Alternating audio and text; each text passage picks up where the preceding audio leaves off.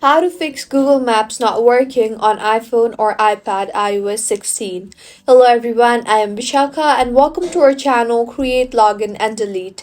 Let's get right into the tutorial, and the first and foremost thing that you can do to fix this is restart your device. To restart, press the volume up button and the power button together. Wait for a minute or two and restart your device again.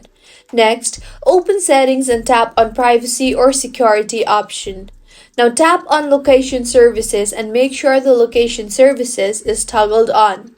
Next, scroll down and search for Google Maps and tap on that. Tap on the Location option and set it to Always.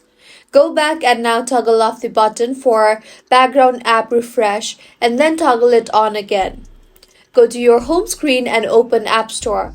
Search for Google Maps and make sure the app is up to date. Mine is showing open here, which means the app is up to date. If not, it would show update instead of open.